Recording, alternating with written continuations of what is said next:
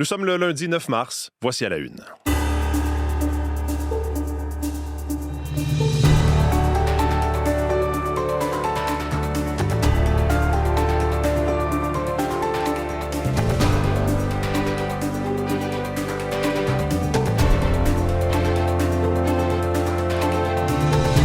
Bonjour, bon lundi, bon début de semaine. C'est Mathieu Bellumeur au microphone. J'espère que vous allez bien. Content de vous retrouver en ce lundi matin après une petite pause, semaine de relâche. On en a bien profité en famille, du ski, du beau temps. Quoi demander de mieux? C'était reposant.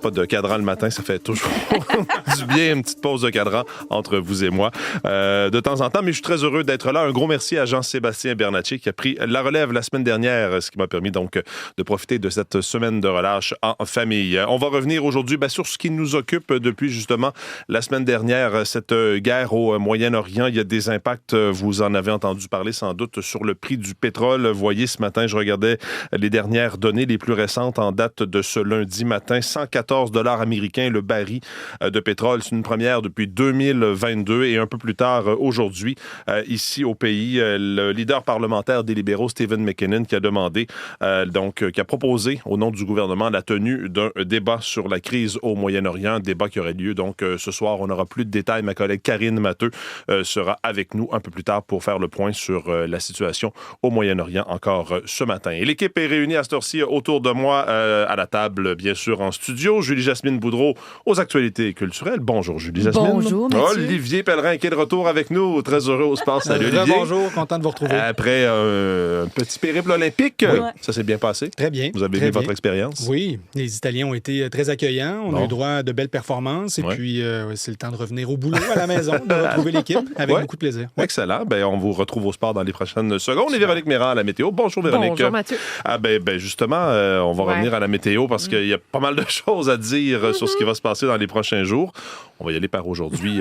D'abord, une journée à la fois. Le temps de parler ensemble, Julie-Jasmine, de ce qui va retenir votre attention aux actualités culturelles. Entre autres, il y avait hier une remise de prix pour les auteurs pour le cinéma et la télévision. L'excellence en écriture scénaristique, que ce soit au cinéma ou à la télévision, ça se passait à New York. Généralement, on fait simultanément New York, Los Angeles, mais là, il y a un conflit de travail du côté du syndicat des auteurs à Los Angeles, donc on a tenu ça à New York. Puis souvent, c'est un autre indicateur des Oscars aussi qui se tiendra la semaine prochaine. Fait que tout est indicateur des Oscars quelques mois avant les Oscars. Êtes-vous dans votre marathon? Moi, j'y suis, parce que je descends la liste des 10 films les plus, qui sont nommés là, dans le meilleur film. En tout cas, il m'en reste 5. OK. Lâchez pas ce marathon-là. Vous pourrez bien nous les présenter au moment de la cérémonie. On vous retrouve plus tard à l'émission, Julie-Jasmine. Oui, parlons-en de cette météo, Véronique.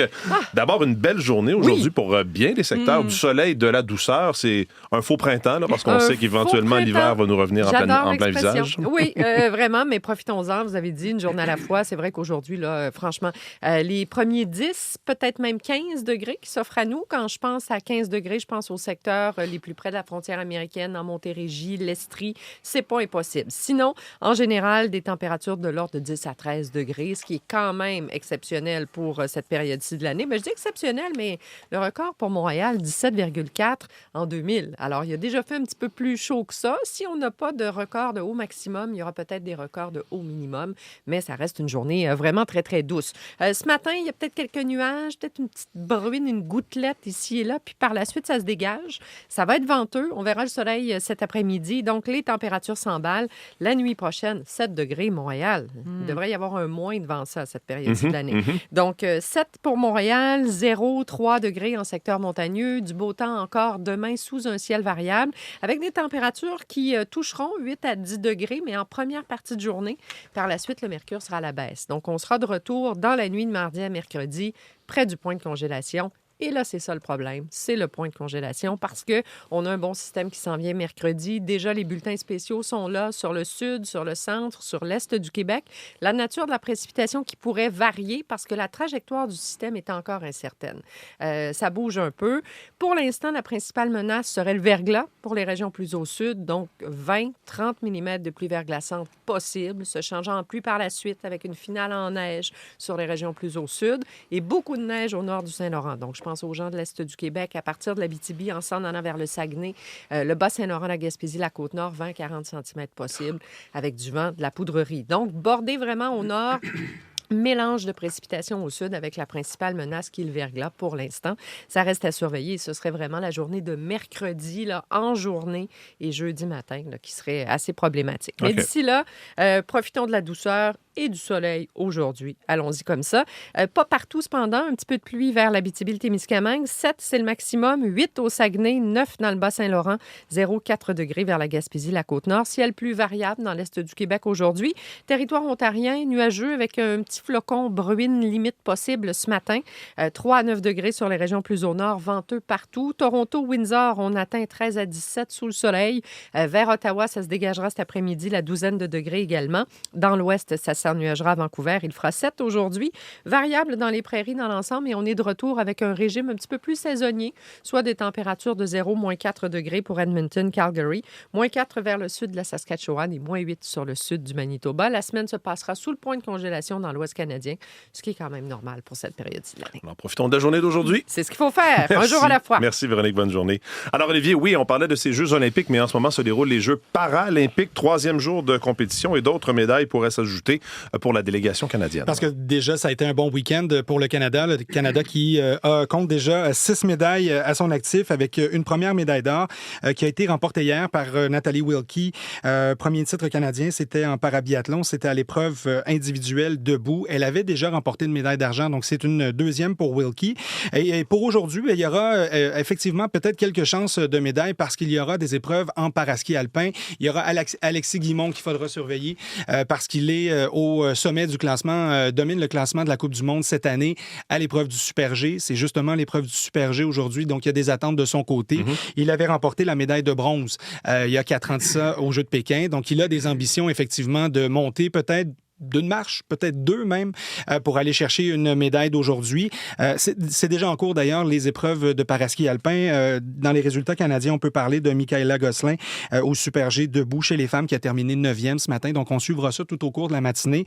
Et parmi les autres épreuves qu'il faudra surveiller, il y a le Canada qui disputera son 2e match en para-hockey. Ils avaient remporté assez facilement leur première rencontre 8-0 contre la Slovaquie. Là aujourd'hui, c'est contre le Japon. Les Canadiens qui n'ont qu'une seule ambition, c'est de remporté l'or. Ils avaient terminé 2e il y a 4 ans à Pékin contre les Américains, leurs éternels rivaux.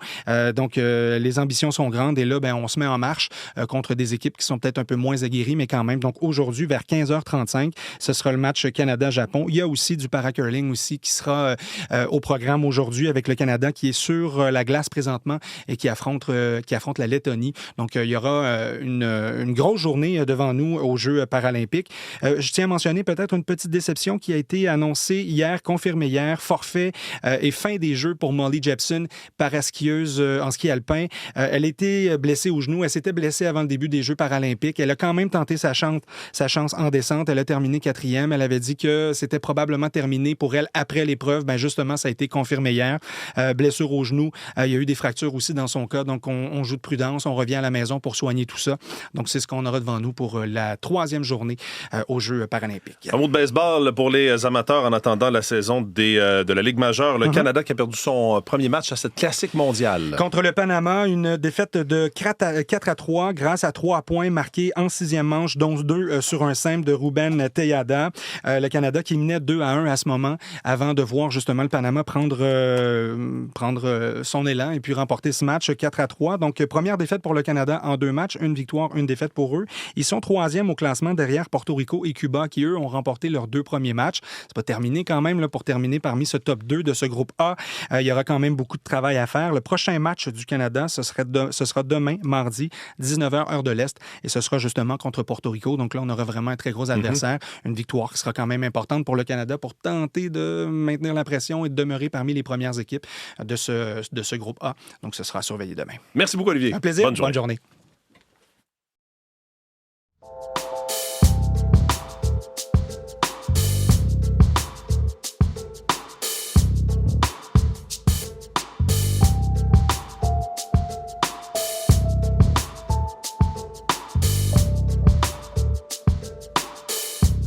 À À la une des différents quotidiens de ce matin, je vais commencer par le Globe and Mail et plusieurs quotidiens font état évidemment de la situation au Moyen-Orient. Le Globe and Mail qui nous offre un portrait, si vous voulez, de l'aéroport au Liban, à Beyrouth, qui devient finalement essentiellement, malgré les bombardements dans le sud de la capitale du Liban, une voie de passage pour les gens qui veulent quitter la région, un aéroport donc qui continue de fonctionner malgré la guerre, malgré les risques.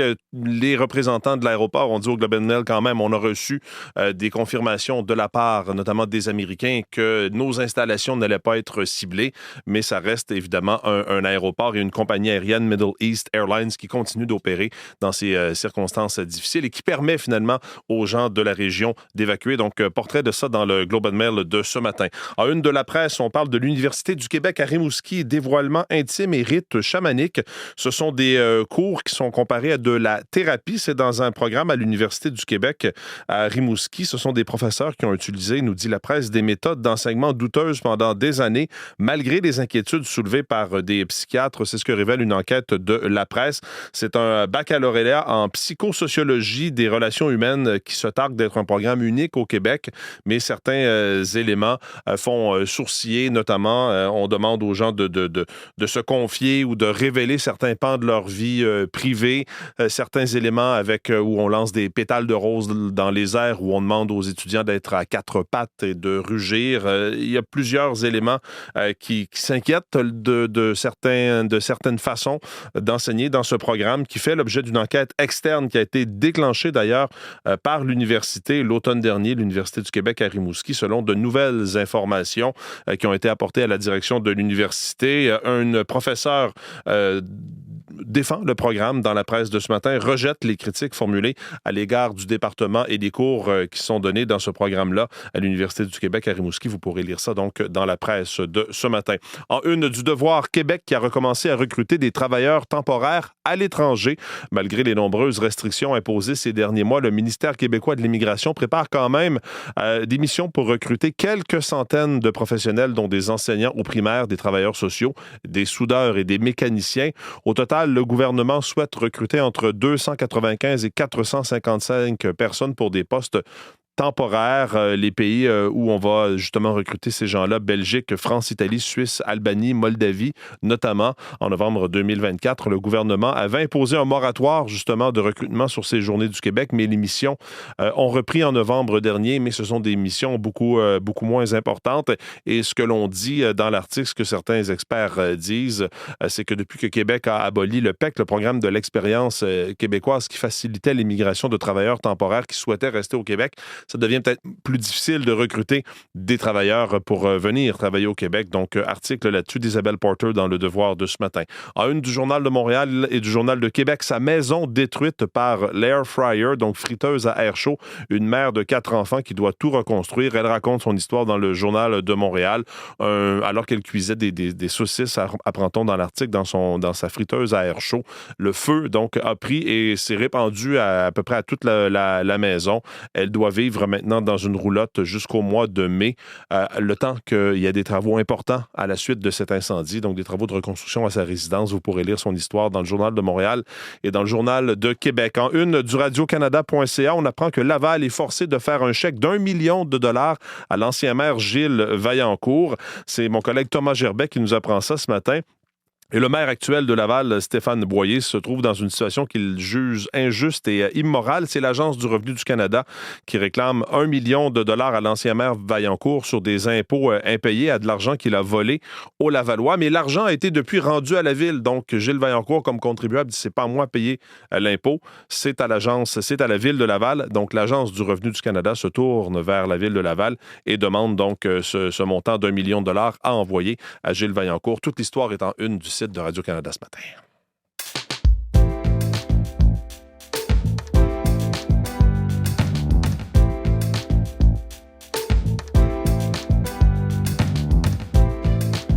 C'est Karine Matou qui sera avec nous pour les prochaines semaines à la Une. Bonjour Karine. Bonjour. On va se parler évidemment de ce conflit qui embrase le Moyen-Orient. 10e jour de conflit. Ça se déroule maintenant sous la gouverne d'un nouveau guide suprême. La nomination de Mojtada Khamenei, donc pour succéder à son père, qui fait réagir. Oui, et ce sont les plus hauts dignitaires religieux de l'Assemblée des experts qui l'ont choisi pour succéder à son père, Ali Khamenei, près d'une semaine après son décès. Il était pressenti depuis longtemps pour lui succéder, même s'il n'a jamais été élu ni nommé à une fonction gouvernementale, et même si certains étaient contre l'idée de transmettre le titre de guide suprême par hérédité. Mais c'est lui maintenant qui sera à la tête des forces armées iraniennes, et ses positions sont réputées comme étant encore plus radicales que celles de son père. De passage à l'émission Tout le monde en parle hier, la directrice du réseau de recherche sur les opérations de paix, Marie-Joëlle Zahar, a dit regretter que la population iranienne n'ait pas été consultée. Je pense qu'il faut clairement rappeler que les Iraniens se sont exprimés de multiples fois pour critiquer leur régime, demander plus de droits. Ils ont payé ça très très cher. Ceci dit, il ne faut pas non plus minimiser le fait qu'il y a encore des Iraniens qui appuient ce régime-là et que de l'extérieur, c'est très difficile de savoir quelle est la proportion de personnes qui sont encore en faveur du régime. Alors, pour sa part, Israël avait déjà annoncé que le nouveau guide suprême serait une cible et le président américain, lui, avait prévenu que le nouveau guide suprême ne tiendrait pas longtemps sans son aval. Je vais aussi vous faire entendre la réaction du ministre français des Affaires étrangères, Jean-Noël Barrot. La question n'est pas de savoir qui est le nouveau guide suprême. La question est pour le régime de consentir à des concessions majeures et un changement radical de posture, de mettre fin à ces actions déstabilisatrices et dangereuses, à respecter les droits des Iraniens et à leur permettre de construire librement leur avenir. Conséquence bien réelle qu'on va sentir un peu partout dans le monde, c'est cette flambée des prix du pétrole. Oui, flambée de 30 % en quelques heures. Le baril de pétrole qui a dépassé les 115 $, une envolée historique provoquée par le conflit et le blocage du détroit d'Osmose par lequel transite environ 20 % de la production de pétrole et du gaz naturel liquéfié dans le monde. Donald Trump affirme que ce n'est qu'un tout petit prix à payer pour la paix et la sécurité des États-Unis et du monde. Mais aujourd'hui, les ministres des Finances du G7 devraient discuter d'un recours aux réserves d'urgence de pétrole. Et ce soir, il pourrait y avoir donc débat sur la position du Canada dans ce conflit à la Chambre des communes. Exactement. Le gouvernement de Mark Carney a invité les partis d'opposition à débattre de la guerre en Iran parce qu'il y a aussi un certain malaise de certains élus libéraux aussi à l'égard des déclarations du premier ministre en soutien aux frappes américo-israéliennes au Moyen-Orient. Mark Carney a précisé toutefois qu'il appuyait à regret les opérations en Iran et qu'elles violaient probablement le droit international. Et le cabinet du premier ministre a précisé que le Canada n'a aucune intention de participer aux actions offensives menées par les États-Unis et Israël contre l'Iran. Par ailleurs, Mark Carney et Donald Trump se sont parlé hier après-midi. Ils ont parlé de la situation au Moyen-Orient, d'économie et de commerce, mais on n'a pas plus de détails. Merci beaucoup, Karine. Je vous en prie. Bonne journée.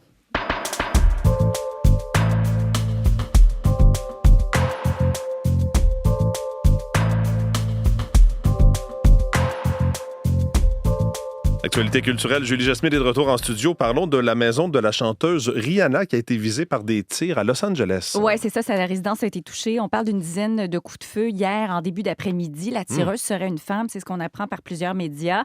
Elle se trouvait à l'intérieur de sa résidence, propriété dans laquelle elle habite avec son conjoint, le rappeur A$AP Rocky, et leurs 3 enfants. Et la police, parlait d'une tireuse d'une trentaine d'années qui a pris la fuite tout de suite après les événements, mais qui a été arrêtée. Et son arme a été saisie. Donc, même pour l'instant, on ne connaît pas les motivations de cette femme. Très bien. Ouais. Hier soir avait lieu la remise donc de ces prix décernés aux auteurs pour le cinéma et la télé. Oui, ça se passait en fait à New York. Alors, on veut récompenser bien sûr l'excellence en matière d'écriture scénaristique. Meilleur scénario adapté, One Battle After Another, une bataille après l'autre. Donc, ça aussi, déjà, on avait parlé des BAFTA, on avait parlé des Golden Globes. Et meilleur scénario original, Sinners, donc film qui obtient le plus de nominations en vue des prochains Oscars la semaine prochaine. Alors, déjà là, évidemment, je sais que vous m'avez dit qu'on mettait déjà à la table depuis un mois. Non, mais c'est correct, c'est ça. C'est ça. Alors voilà, ça avait lieu hier, bien sûr. Sous fond de conflit de travail, j'en ai glissé un mot tout à l'heure, là, mais du côté du syndicat de l'Ouest des auteurs de cinéma, les choses vont pas bien, ils sont en grève depuis 2 semaines. On reste dans le cinéma. Le film d'aventure de Disney et Pixar domine le box-office nord-américain en fin de semaine. Oui, ce sont des chiffres préliminaires, mais ça donne un très bon aperçu. Donc, Sauteur ou Hoppers, film d'animation où des humains discutent avec des animaux en étant eux-mêmes des robots aux allures d'animaux. Me suivez-vous? Oui, je pense que je suis. Alors, on dit que c'est le plus grand démarrage depuis le film d'animation original Coco, sorti en 2017. Alors, c'est très bien, 88 millions au box-office mondial. On a de quoi se réjouir du côté de chez Pixar parce que Elio, film d'animation qui avait été lancé cet été, avait été vraiment un des pires lancements de l'histoire de Pixar. Et The Bride, je ne sais pas si vous avez entendu parler de ce film, c'est en fait la fiancée de Frankenstein. C'est avec Christian Bale puis Jessie Buckley. On parle d'un flop cette fin de semaine pour ce film-là. Vraiment sous les attentes. Même d'ailleurs, on parle, 14 millions au guichet mondial, mais le distributeur, en fait, le responsable de la distribution chez Warner Brothers a dit malheureusement, on a fait un flop. A-t-il assumé déjà Ça en arrive. partant? Ouais, Ça c'est arrive. Mais il y a tellement d'argent investi dans ces films-là. Ouh. Oui, surtout que lui, il a coûté 80 millions de dollars. Ouais. Harry Styles lance un nouvel album, son 4e. Oui, c'est ça, 4 ans après le fabuleux Harry's House. Ça s'appelle Kiss All Time, Disco Occasionally. Alors, s'embrasser tout le temps, mais danser du disco de temps en temps.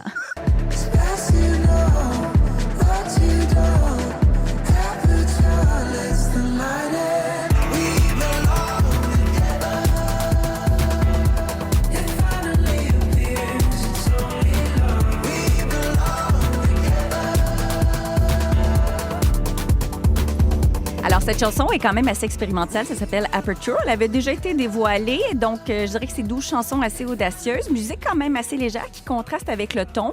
Vague à l'âme pour le beau Harry Styles, 32 ans, ancien de One Direction. Puis, dans le titre de l'album, ça disait Disco Occasionally. Mais entre vous et moi, c'est plus funk. C'est même plus pop, même électro à l'occasion que disco. Mais je dirais que ma préférée s'appelle Dance No More. On va l'écouter. DJs don't dance no more, they said.